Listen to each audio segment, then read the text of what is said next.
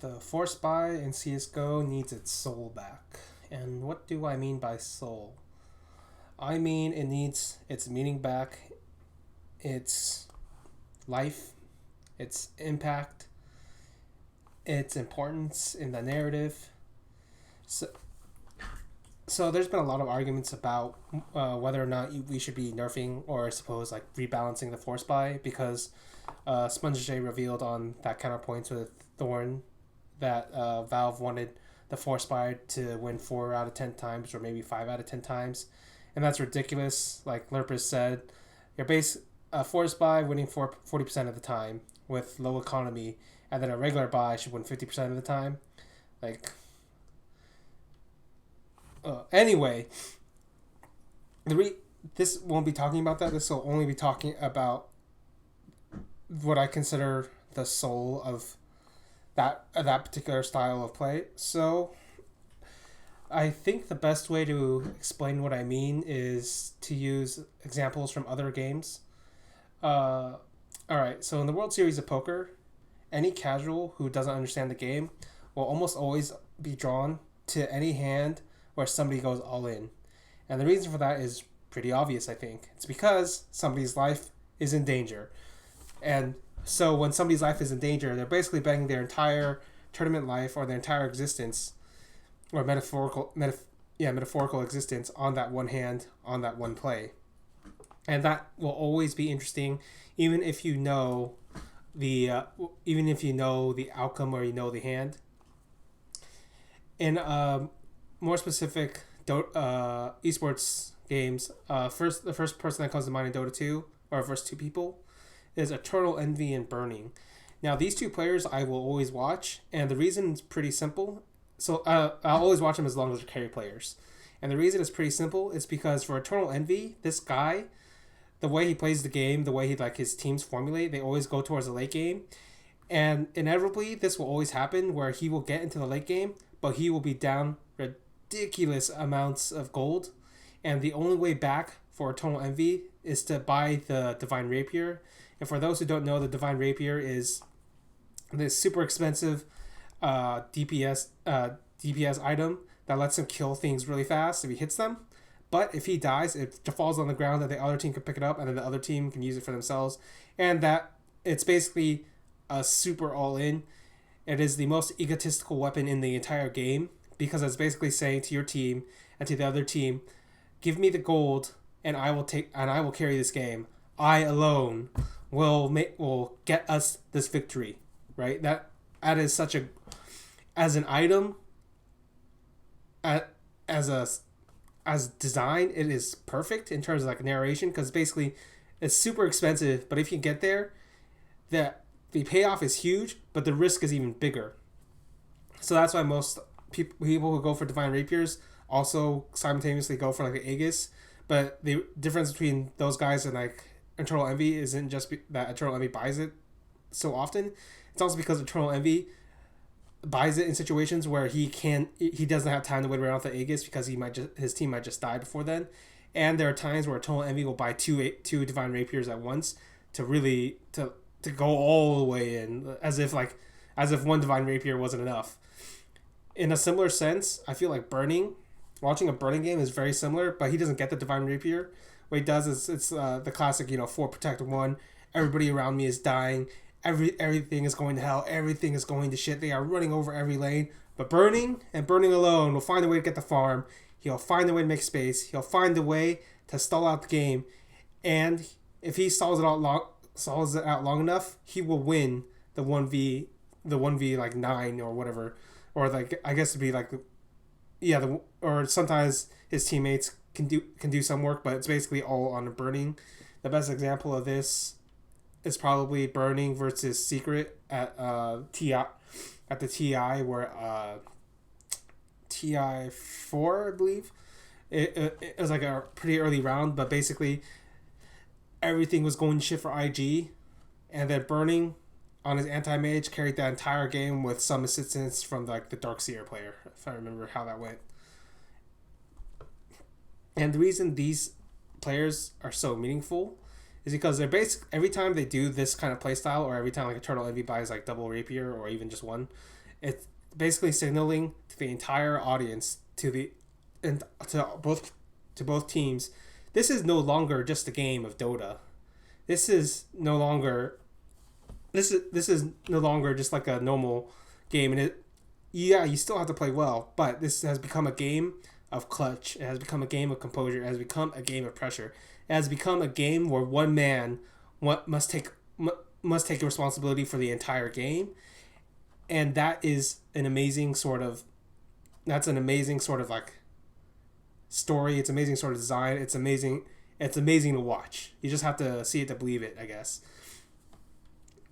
In StarCraft, there is a term called the all-in, and what the all-in is it's in StarCraft, the way the game plays out is there's 3 different races, and in each race, like you build up the resources, you expand, you get more bases, and then you build up infrastructure like production or upgrades or whatever, and you build up an army, and then you fight it out, right? That's generally how it goes, and then eventually whoever's buildings die first wins. But it generally comes down to whoever's like army units die first, or whoever gets starved out first. Like the exact specifics of how to win a StarCraft 2 game aren't usually laid out, but there's also something known as the all-in, and what the all-in is basically, everybody should know about this who's had like a casual understanding. It's you say fuck this normal game shit, like fuck this macro game shit, fuck this standard game shit. What I'm gonna do is I'm just gonna go gamble, and I'm gonna go do an early game build that everybody at the top level will have experience against. Everybody at the top level will know how to counter, and everybody in the top level should know how to beat. And that this is generally builds like 6-pool in StarCraft 2, 4-pool in Brood War, cannon rushes, the 11-11. Like, these builds are all builds where you're basically hoping the other guy will fail, because in a regular practice game, these guys who have played against this for so long and for such a long period of time will know how to beat it. But in the actual match itself, the pressure gets to them, or like because everybody realizes this is the moment. This is this defense, this execution will decide everything. And sometimes people just crumble under the pressure. People just die straight out. Even if they're the ones doing the execution themselves. Famously, Marine King did 11-11 against an ST in Game 7 of the GSL Open Season 2. And it was even like better for him during that time, because Queens had 3 range compared to like the much more range later on. And he did it in proxy missions on Metalopolis, which is the shortest rush distance in the game, basically. So he did all that, and he should have won, but he didn't, because he fucked up and because he was too over aggressive. There are a few other reasons why, but basically he fell under the pressure and then he died. But if we want to talk, and the reason I feel like the all-in is such a special feature of StarCraft 2 is because just like the Rapier, it changes the game in like a fundamental way, where it is no longer just about the game itself. It is about the high intensity pressure. It is about composure. It is about willpower. It is about your soul, basically. It's about betting everything you have on this very moment, and those games will always have like a special resonance, even if they aren't even though in terms of like pure artistry of the game, I don't feel they're generally like the highest among them.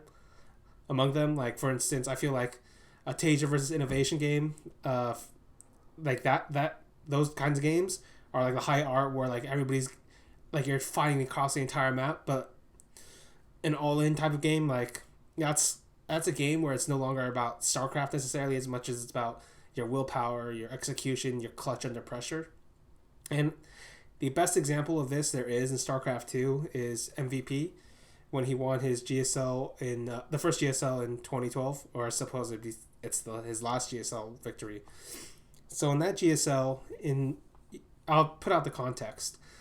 In the round of 8, he played Naniwa. Naniwa, you could say best foreigner at the time. I'd say he was a top 3 Protoss at the time. If you ask me for the odds, I'd say it was at least 50-50. You could probably favor Naniwa, because MVP's PVT was looking very shaky, like even worse than normal at the time. And in addition to that, MVP had the physical injuries where like he was feeling pain when he was practicing and he couldn't feel his hands when he was clicking the keyboard or his mouse. So it felt pretty obvious that Naniwa should win, but then Naniwa lost because MVP was able to counter him, and famously he did like the 11-11, which is like the all-in, right? And then he goes into the round before he plays Parting. Parting was the second best Protoss at the time, probably the best PVT at the time, and he was in the same house as Naniwa, and they happened to be living together, and like Squirtle, the best Protoss at the time, was in the exact same house, the Startail house. So basically, he had the best practice partners, like the best theoretical way of, like the best experience. Like basically, not anyone could tell him what it felt like in the game, stuff like this. And then MVP still won, using like a multitude of different all-ins, but one of them was the 11-11. So now he comes to Squirtle. Squirtle is by far the best, not by far, but he was the best Protoss at the time. He was on a crazy hot streak. I remember there was some weird like percentage where he was like 80% in like victory, 80% in like series wins and match wins overall. And this is across like online, on LAN, multiple tournaments, the team league, stuff like this. Basically, like Squirtle was by de facto the best player in the world, even though he had lost the IPL. And the reason like people like excuse that one, and I excuse that one too, is because he basically played a super marathon on the final day where he was playing like 10 hours, and then he met alive in the finals. He won in the first series, and then by the time like the second, because it was like a double elimination, so the first series is a best of 5. Then they run a second series, another best of 5, and by that time Squirtle's basically out of juice. He's like completely exhausted because he's basically ran this like 5-day marathon of StarCraft 2 games where he's playing like 10 hours a day or something crazy, and the last day was like 12 hours, so he's basically like fallen over by the end. But I never really thought that particular finals, even though like some people consider Squirtle Kong, I never really did until later on. I'll explain why. And in that particular finals, Squirtle didn't fail so much as he just ran out of like energy. Like it was like an endurance contest, and he like fell over by the end. So you go into this finals, MVP versus Squirtle, and I won't bore you with the details. It's actually considered the greatest GSL finals of all time. I think it's like easily among the top 3. But MVP wins the first 3 games by like surprising Squirtle by using like a standard build he's never used before. The next 3 games, like MVP pulls out a bunch of builds that Squirtle isn't prepared for, but he gets back together. Like he fights back. He shows his like strong mentality under pressure. And they go 3-3, and the last 3 games of that before the final game were like macro games mostly, either a very late game or maybe a mid-game aggression from MVP. And the final game is where the all-in comes in, because MVP decides this is the map. And the crazy thing about MVP's choice of using the all-in, the 11-11 at that point, is Squirtle should have expected at least one 11-11 in the best of 7 series, considering that MVP used the 11-11 against both Naniwa and Parting, and the 11-11 was critical for MVP in terms of like getting the other 2 players' heads and winning the series. So it was crazy to use it on the final map because you don't really get that advantage, and because the map itself was crazy long distance, so it was actually the most unfavorable 1v1 map to use the 11-11 on. But that's basically what Squirtle thought, and because Squirtle thought that, MVP did it because Squirtle wouldn't expect it, so MVP would do it, is probably the rationale behind this crazy fucking all-in. And what people don't remember, or people who didn't watch it won't know, is Squirtle, under all that pressure, scouted it, and then he held it off. And you have to consider that for a moment. He held it off. Then why is it that MVP won? What MVP did was he did a second all-in that Squirtle didn't realize was coming, and he abused a move out that Squirtle always does whenever he plays against these 11-11s where he moves out his first stalker, and because of the architecture of the map, MVP was able to pull a few Marines and then ambush this one stalker and kill it, and then eventually like drive that all the way to the end to win the game.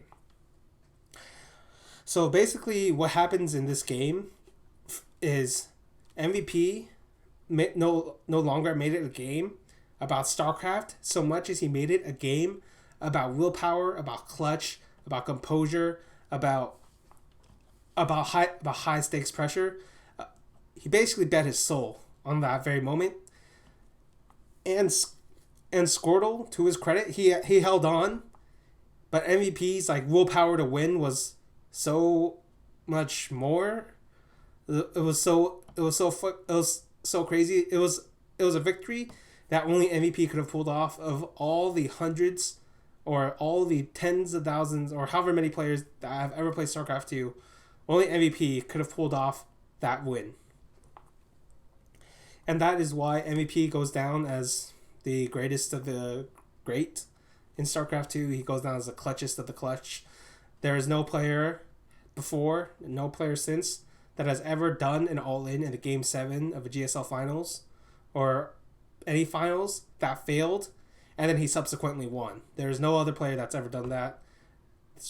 Probably no other player that will ever do that, because what that requires is basically, because the GSL Finals were so important that, like, to do that is like, as the gamble is so fucking crazy that the only way you can describe it is like he bet his entire soul. And what does all this have to do with the Forcebuy? The Forcebuy is a buy where you're basically, theoretically speaking, what's happening is team, I guess, has two options. Either they can do an okay buy now, or they can save and buy and get all the weaponry in the next round. Right? But if you buy now and you lose, generally speaking, you would have to double eco. So basically, you're betting 3 rounds to win this. But if you don't bet, you only lose 1 round, but then you get the guns.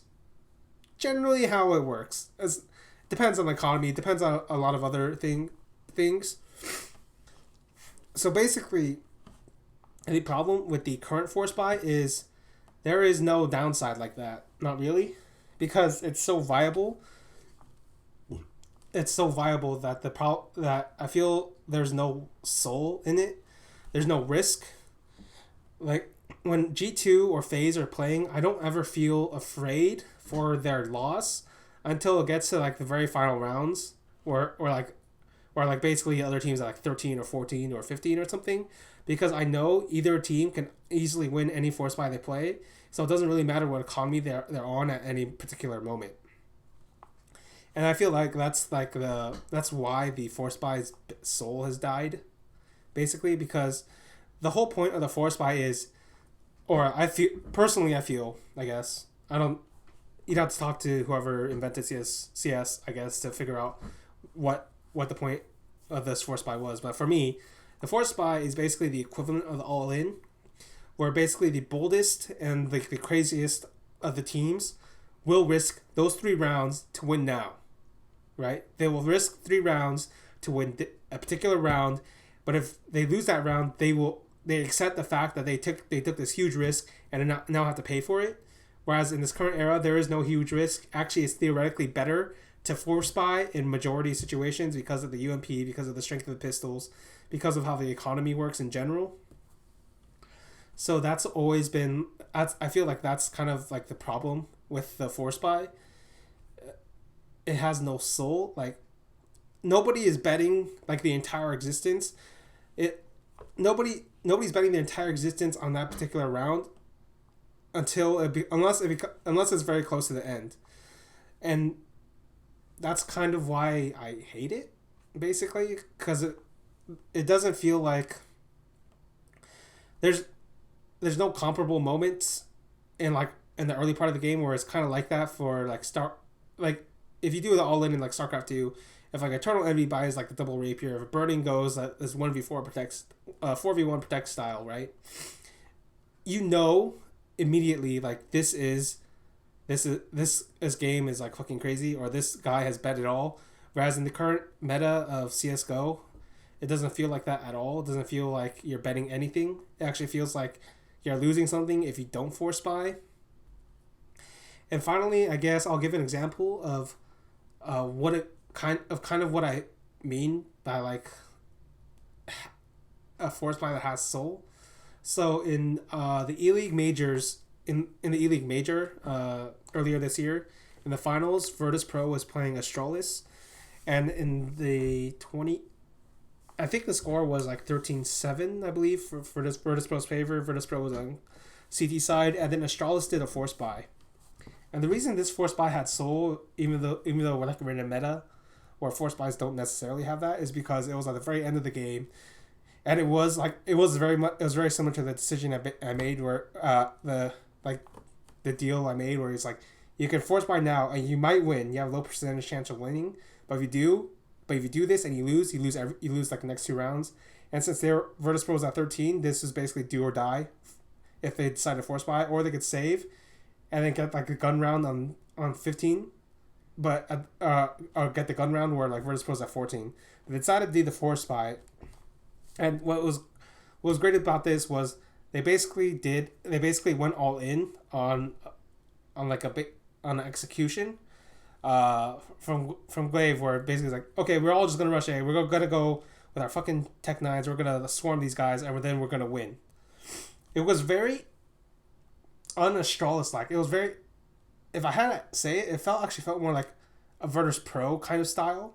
Or the reason Virtus Pro is so great to watch is because they will always take these risks, and yeah, it's like it doesn't work out a lot of the times, but when it does, it's like, oh my god, that was so ballsy. Oh my god, that was fucking awesome. Oh my fucking god, they just like bet their entire existence on this ridiculous force buy, and then they made it work. That's amazing, right? And that's kind of what I felt at that moment when I was watching Astralis win that round and subsequently eventually win the major. That's because Astralis was doing all this gutsy, ballsy shit. And that's kind of why I want the force buy to be weakened, is because basically it doesn't feel ballsy, it doesn't feel gutsy, it doesn't feel like you're betting your soul, it doesn't feel like there's much meaning in the force buy as it currently is. It just feels like another buy round. And when the force buy and the gun round are like so close in similarity in terms of strength, it like the importance of these swing rounds becomes less important, and then it becomes like just like a very long clash, I guess. It's become it. There is no great one moment. There is no great peak in action in like the storytelling of the game. There is no soul, and I feel like that's why the force buy needs to be nerfed, or the force buy needs to be changed so that it's like 2 out of 10 times you win, or 3 out of 10 times. I don't know, something weaker than it's like 4 out of 10 that Valve are trying to get. Because what happens is if you do that, you're going to give these teams flavor, because all of a sudden it becomes like a devil's deal. If you force buy, you can die, right? And you need that deal, you need that circumstance to really have the team show you what they're made of at the critical moments, in the critical games. If we force buy here, we can die. And then you'll get teams that are like, we'll take a safe choice. I think North, for instance, will always take the safe choice. But I guess that's not a great pick, because I think North's like force buy is actually pretty bad. All right, let's say Astralis. I think Astralis would probably take a safe choice in that instance. They would bet it on their system. They bet it on their player, on like the way they play the game. They say, you know what, we're better with our full weaponry. We'll go that way. Whereas somebody like Virtus Pro, I think every time they'll always think to themselves, we can beat them. We'll fucking show them we're the fucking greatest. They'll always go for the risk, and that boldness, that gutsiness, will be shown if like the force buy was less impactful, less strong.